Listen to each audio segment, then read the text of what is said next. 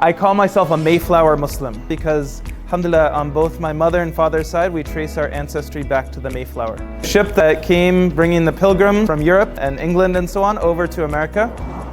Like white Americans go, I'm about as American as they come. This is actually the house that I grew up in. It says 1684 in the chimney. It was actually built in 1659, or at least by American standards. This is a picture of me in high school.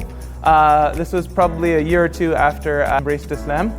And as you can see, I was a football player. I became Muslim when I was 15 years old. And I wanted to just briefly touch upon the story of, how that all happened, because that's one of the common things I get asked. Right? So I went to a school called St. Mark's. You saw it in the background of that last picture. This is a picture of it. So it was a very old school, a boarding school. It was founded in 1865. It was a place that had a family tradition of going there. My grandfather went there, my father went there, my uncle went there, my cousin went there. And so when it came time for me to go to high school, it was a natural place to go. On Parents' Weekend of my freshman year, my third form year, we call it, I was walking through the hallways. And Parents' Weekend is like the first time you've seen your parents for a month, so it's a very exciting time. But my parents only lived down the street, so they went back home. So I was walking through the dorms feeling a little sad, feeling a little sorry for myself, and then I smelled this delicious smell of Indian curry. Right?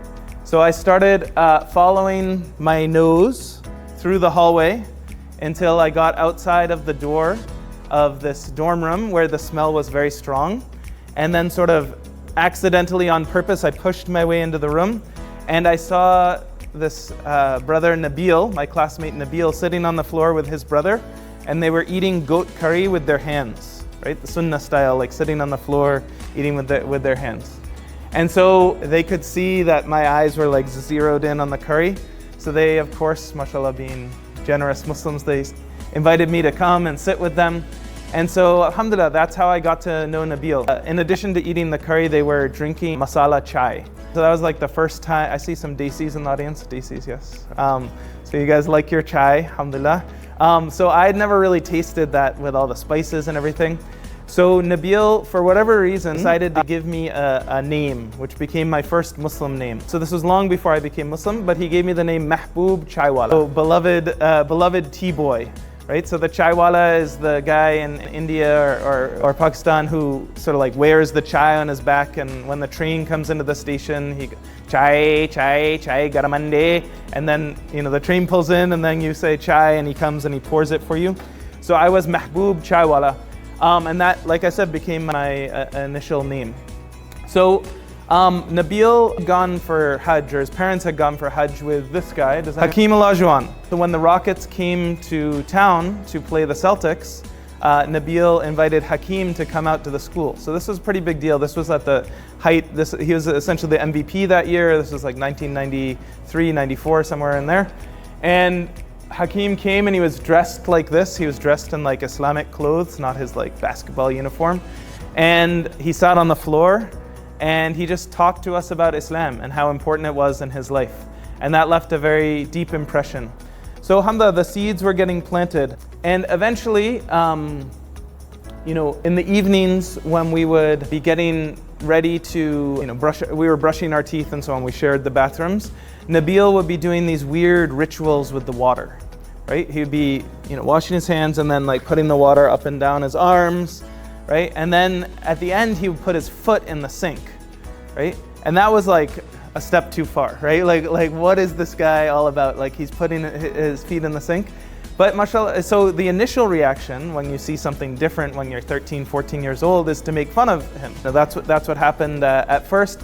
But mashallah, Nabil had an amazing charisma, an amazing personality. After making wudu, he would go back to his dorm room and he would call the adhan out loud. He's the only Muslim, right? It was a school of like 350 kids, one Muslim, Nabil, right? But he still would call the adhan out loud because he'd heard that the person, even if they're in the wilderness, right? Even if they're in the wild woods or top of a mountain, they should still call the adhan out loud.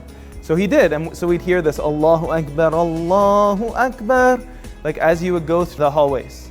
And eventually, Hamzah, some of us answered that call. So there were 3 of us who started becoming increasingly interested in Nabil and what he was all about. So we started asking him questions.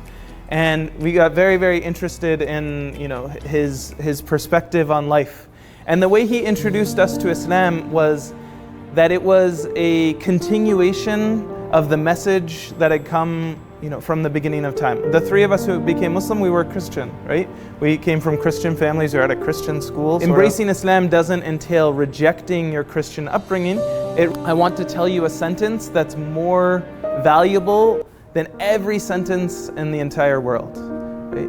Would you like to know that sentence? So of course, when you put it like that, yes, of course. Right? And so then he said the kalima, La ilaha illallah, Muhammad Rasulullah. And when he said it, we felt this electricity, or I felt this electricity go through my body. And I was like, whoa, there's something here.